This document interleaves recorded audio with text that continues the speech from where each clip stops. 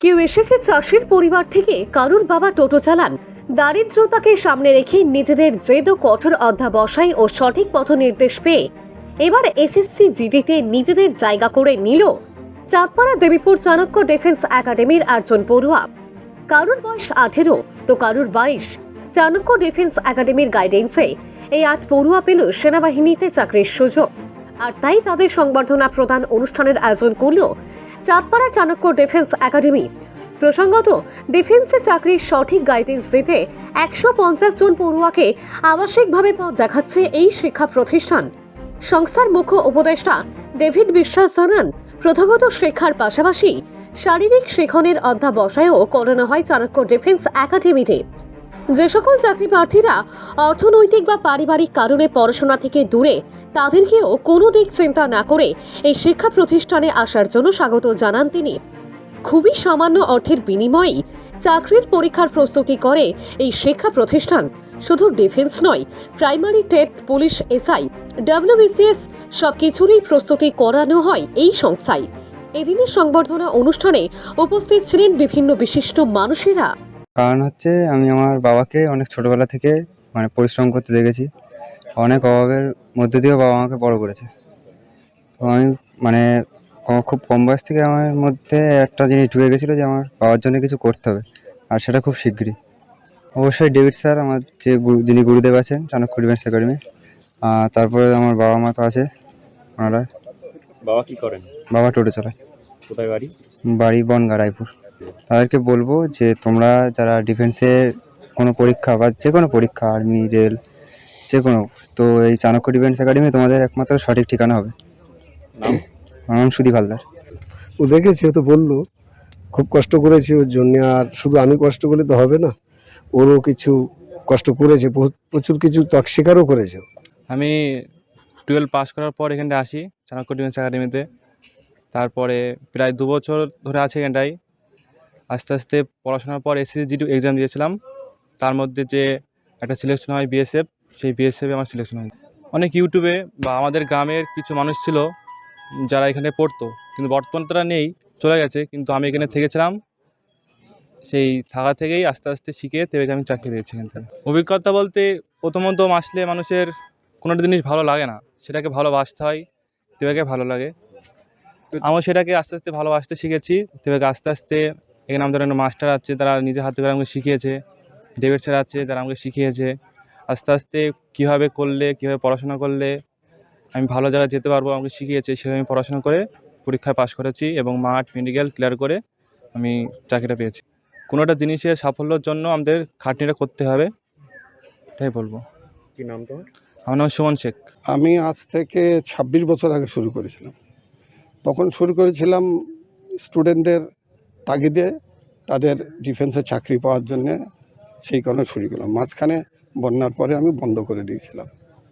আবার নতুন করে শুরু করেছি তাদেরই, যেসব ছেলেমেয়েরা ওখান থেকে আমার এখান থেকে পাশ করে রিটায়ার করে বাড়ি এসছে, তাদের উদ্যোগেই তারা বলেছে যে এবার আমাদের ছেলেমেয়েরা বা আমাদের বন্ধুবান্ধবরা কোথায় ট্রেনিং নেবে। আমি তখন আমার ছোট ছেলেকে বললাম, তুই তো অনেক পড়াশোনা করেছিস আর শিক্ষকতা করছিস আর এসআইতে চান্স পেয়েছিস, ডব্লিউবিসিএস পরীক্ষা দিয়েছিস, তুই যদি আমাকে একটু হেল্প করিস। তো বলছে, বাবা কীরকম হেল্প? তো আমি বললাম, কোনো ফাইন্যান্সিয়াল হেল্প না, কিছু না, শুধু তুই আমাকে টিচার এবং তুই একটু গাইড দিবি এই ছেলে মেয়েদের, শুধু, আর কিছু না। আমার তো বয়স হয়েছে, আমি এখন পারবো না অত, তুই পারিস তাহলে আমি নতুন করে চালু করি। বা সেখান থেকেই শুরু, এবং সেখান থেকে গাইডটা আমি গার্জেন হিসাবে থাকি, ও গাইডনেস করে। আমাদের প্রথমত একাডেমির নাম চাণক্য ডিফেন্স একাডেমি। চাণক্য ছিলেন একজন গুরু, তার উদ্দেশ্য ছিল যে শিক্ষার বিস্তার মানুষের মধ্যে। কিন্তু তিনি যে প্রধান কাজটি করেছিলেন, একটা গরিব, এক প্রকার অনাথ বাচ্চাকে তুলে নিয়ে এসে ট্রেন করে, নট অনলি রিটেন পড়াশোনা, সঙ্গে ফিজিক্যালও ট্রেন করে তিনি ধননন্দকে পরাস্ত করে চন্দ্রগুপ্ত মৌর্যকে সিংহাসনে বসেছিলেন এবং মৌর্য সাম্রাজ্য স্থাপন করেছিলেন। আমাদের উদ্দেশ্য ঠিক তেমনই।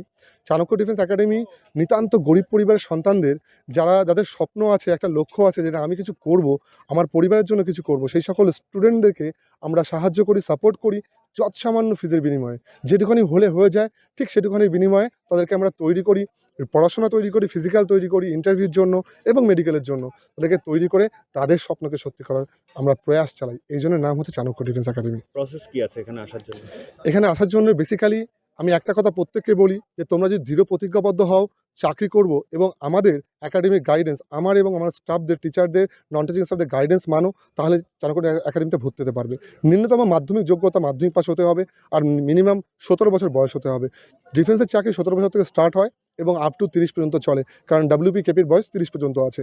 যারা এর মধ্যে এজগুলির মধ্যে পড়ে এবং যাদের মিনিমাম যেটা RPF এর হাইট আছে সেটা একদমই কম আছে, যদি ST/SC ধরি তাহলে 152 সেন্টিমিটারও ক্লিয়ার করে, আর যদি WP-র হাইট 167, আর যদি আমি BSF বা আমি যদি SSGD অথবা আর্মির হাইট ধরি তাহলে 168 সেন্টিমিটার প্লাস যদি হাইট থাকে তারা চাণক্য ডিফেন্স একাডেমিতে ভর্তি হতে পারবে। আর পাস হলেই হবে, এখানে নাম্বারের কোনো বিষয় নেই, শুধু পাস হলেই হবে। আচ্ছা, এইটা শুরু হয়েছিল কত আগে থেকে? অ্যাকচুয়ালি আমার বাবা আম শ্রীযুক্ত অশোক কুমার বিশ্বাস মহাশয় এটাকে এস্টাবলিশ করেছিলেন, তখন আমি খুব ছোট। তখন আমি নার্সারিতে পড়ি, হয়তো আজ থেকে প্রায় 30 বছর হবে। নিয়ার অ্যাবাউট 30 বছর হবে, তখন এটা এস্টাবলিশড হয়েছিল। এবং আমি যখন সাব ইন্সপেক্টর অফ পুলিশে চাকরি পাই এবং সঙ্গে আরও 2টো গভর্নমেন্ট সার্ভিস পাই, আমার বাবা তখন বলে যে, "তুই কেন করছিস না? তোর তো আরও বেকার ভাই বোনেরা আছে, তাদেরকে নিয়ে গাইড করে তুই যদি একটা একাডেমি এস্টাবলিশ করিস এবং মানুষের সেবার কাজে লাগাস।" অ্যাকচুয়ালি আমাদের উদ্দেশ্য মানুষের সেবা করা। যে দেখুন, ডিফেন্স চাকরি তারাই করবে যাদের বাবার যদি অনেক টাকা রেখে যায়, অনেক সম্পত্তি রেখে যায়, তারা কিন্তু আসবে না। আসবে কারা? যারা নিতান্ত গরিব পরিবারের ছেলে, কোনো রিক্সা চালকের ছেলে, কোনো দিনমজুরের ছেলে, কোনো নিতান্ত প্রান্তর কৃষকের ছেলে, তারা কিন্তু আসবে, এসে নিজের স্বপ্ন পূরণ করার চেষ্টা করবে। আমরা ভাবি যে তাদের লক্ষ্যটা যাতে পূর্ণ হয়, সেই গ্রামের মানুষের যেন মুখে হাসি ফোটাতে পারি। আজ সারা পশ্চিমবঙ্গের এমন কোনো জেলা নেই যে জেলার স্টুডেন্টরা আমাদের চাণক্য ডিফেন্স একাডেমির আবাসিক সেন্টারে এসে থাকে, এমন কোনো জেলা নেই।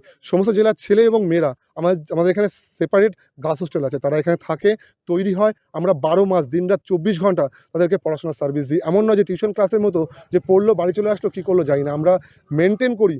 বাড়িতে কী হয়, বাবা মা 4 জনের পরিবার সামলাতে হিমশিম খায়। আমাদের টোটাল স্ট্রেংথ আছে এখন একাডেমিতে প্রায় 18+ স্টাফ, টিচিং এবং নন টিচিং দিয়ে। আমরা সারা দিন রাত 24 ঘন্টা স্টুডেন্টদের লেগে থাকি যে তারা যেন ফোন না ঘাঁটে, তারা যেন গেম না খেলে, তারা যেন অধ্যবসায় ঠিকমতো করে। যদি কোনো অঙ্ক বেঁধে যায় আমরা হাতে ধরে তাকে তৈরি করি, তাকে যোগ বিয়োগ গুণভাগ থেকে স্টার্ট করি আপ টু মুখে মুখে অঙ্ক করবে, চাকরি পরীক্ষা নামিয়ে আসবে।